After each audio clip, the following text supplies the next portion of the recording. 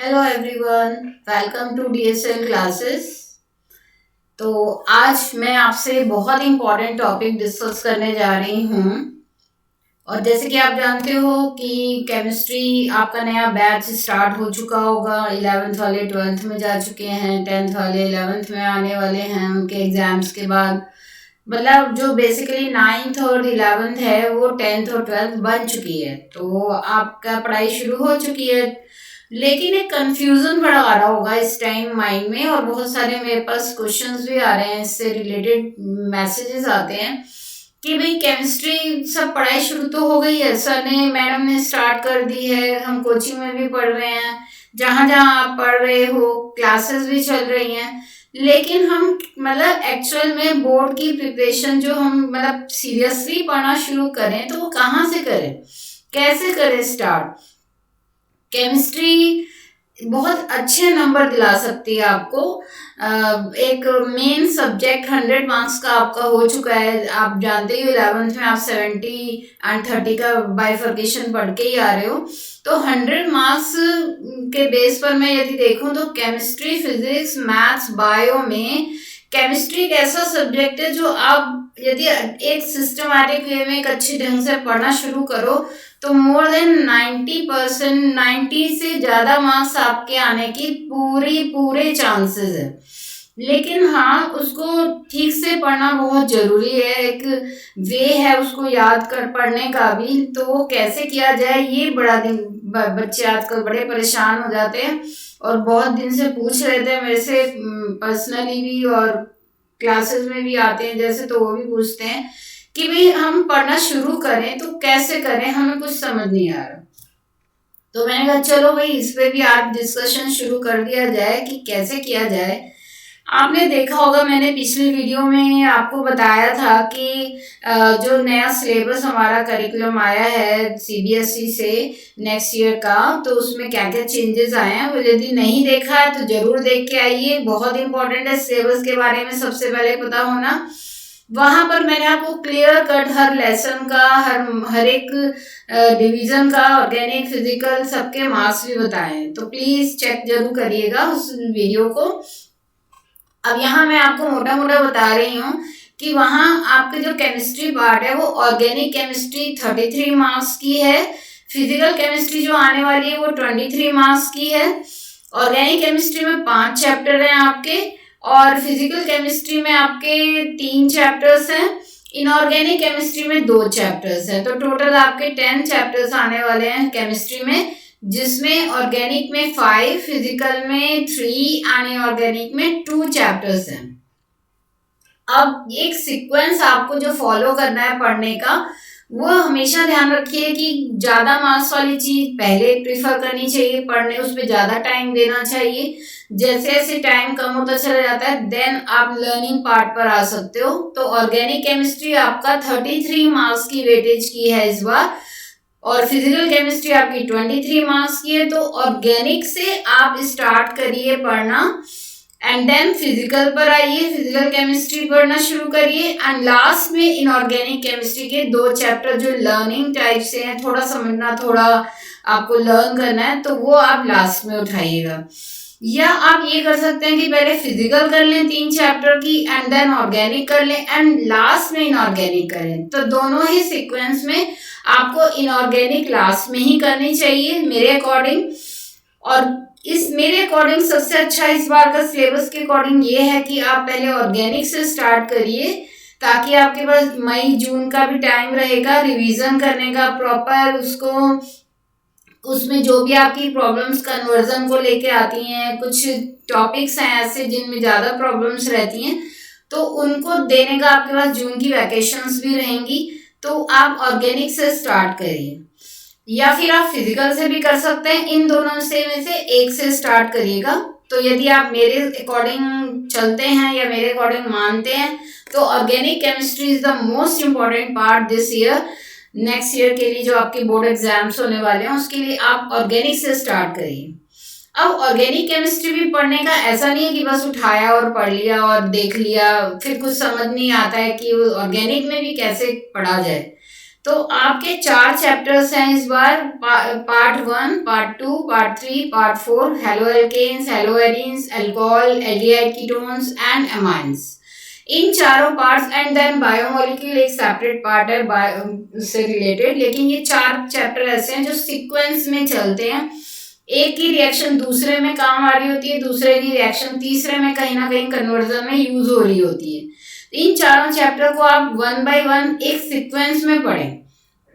अब मान लो कि आपके टीचर ने जो है वो आपको 1 पार्ट या 2 पार्ट आपको करा दिए हैं, तो आपको उसको प्रिपेयर कैसे करना है। तो एक तो ध्यान रखिए कि सारी रिएक्शन पहले एक पार्ट जैसे आपने उठाया, part 1 halo alkane, hello arene करना शुरू किया, तो सारी रिएक्शन जो है वो आंख बंद करके, मैम पे विश्वास करके या हम पर विश्वास करके, किसी वीडियो को देखकर आप याद कर रहे हैं, तो हर रिएक्शन को बाय हार्ट याद करना पहले शुरू करिए। जब वो रिएक्शन याद हो जाए उसके बाद आप देखेंगे कि कहीं कहीं डेफिनेशंस हैं, कहीं पर आपका क्लासिफिकेशन है या मैकेनिज्म है किसी रिएक्शन का, उसको लर्न करना एंड थोड़ा स्टेप को अंडरस्टैंड करना शुरू करिए, उसमें समझना थोड़ा शुरू करिए कि वो मैकेनिज्म कैसे उस रिएक्शन का फॉलो हुआ है। इसके साथ साथ आप हर कंपाउंड का, जैसे आप हेलो एल्केन, हेलो एरीन पढ़ रहे हैं, तो उसमें हर कंपाउंड की प्रैक्टिस करिए कि आईपैक नेम आपने जो नॉमेनक्लेचर 11th में पढ़ के आए हों उसको आप भूले ना। हर कंपाउंड का नाम अपने आप आईपैक नेम उसका बनाने की खुद कोशिश करिए, यदि नाम दिया है तो उसका स्ट्रक्चर बनाने की कोशिश करिए, सो दैट आप जब तक 4th पार्ट तक आएंगे तो आपको हर कंपाउंड के नॉमेनक्लेचर नाम लिखने की हैबिट पड़ जाएगी। क्योंकि अभी मैं आपको क्वेश्चन बताने वाली हूँ कि क्वेश्चन किस टाइप के आते हैं ऑर्गेनिक केमिस्ट्री में, आपको कैसे प्रिपेयर करना चाहिए। तो ये जब आप चैप्टर प्रिपेयर कर रहे हैं पहले एक बार, तो आईपैक नेम की प्रैक्टिस, नॉमेनक्लेचर की और स्ट्रक्चर बनाने की प्रैक्टिस आप करते जाइए।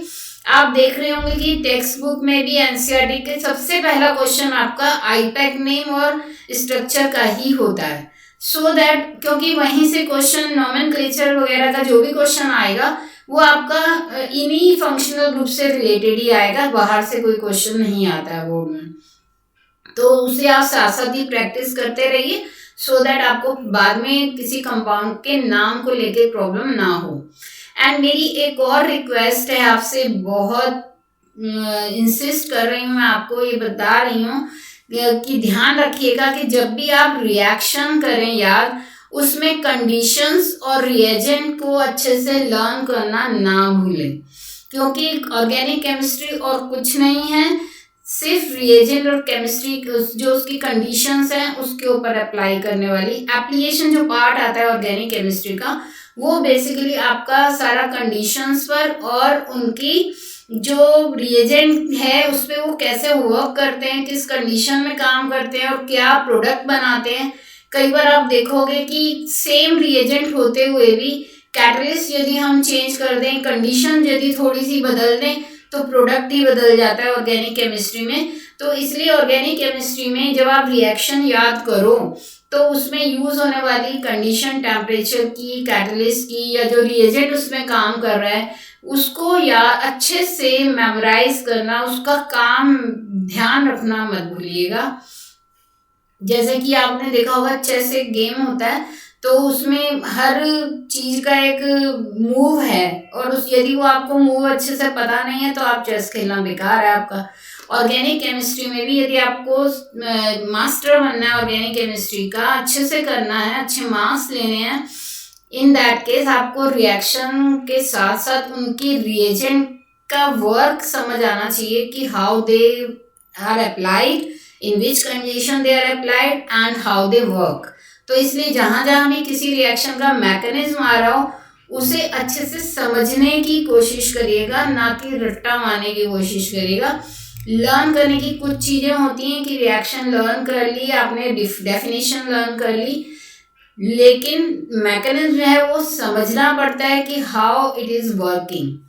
तो उससे आपको बहुत हेल्प मिलने वाली है कन्वर्जन और रीजनिंग क्वेश्चन में। चलिए अब आपका टाइम ज़्यादा वेस्ट ना करते हुए और ना ही बोर करते हुए मैं आपको पैटर्न्स बताती हूँ कि ऑर्गेनिक केमिस्ट्री में किस टाइप के क्वेश्चंस पूछे जाते हैं और आप उन क्वेश्चन पर ही अपने चैप्टर को तैयार करिएगा।